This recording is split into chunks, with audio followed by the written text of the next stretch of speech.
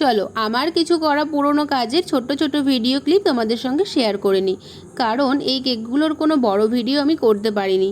আমার করা সব কেকই আমার খুবই পছন্দের হয়, আর যতক্ষণ আমার নিজের পছন্দ হয় আমি ততক্ষণ চেষ্টা করি সেটাকে সুন্দর করার, যাতে কাস্টমারেরও পছন্দ হয়। আমার নিজের পছন্দ যদি না হয় তাহলে কাস্টমারের কী করে পছন্দ করাবো, সেই ভেবেই আমি কাজ করতে থাকি। যাই হোক, ডিজাইন নিয়ে কেউ কখনো আমাকে কোনো কমপ্লেন করেনি, তার জন্য আমার সমস্ত দিদি, দাদা, ভাই, বোন যারা যারা আমার থেকে কেক নেয় বা নিয়েছো তাদেরকে অসংখ্য ধন্যবাদ এইভাবে সাপোর্ট করার জন্য। তোমরা না থাকলে আমি সত্যি এত দূর আসতে পারতাম না।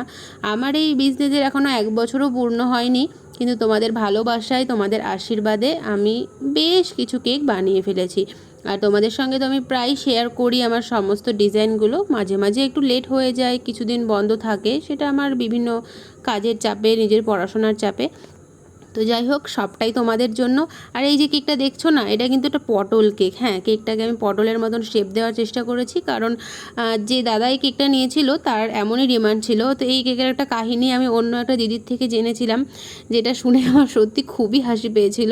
আর এটার কাহিনিটা আমি যেহেতু জানতাম না, আর এটা ছিল একটা আর্জেন্ট কেক, তো গল্পগুলো তোমাদের সাথে পরে শেয়ার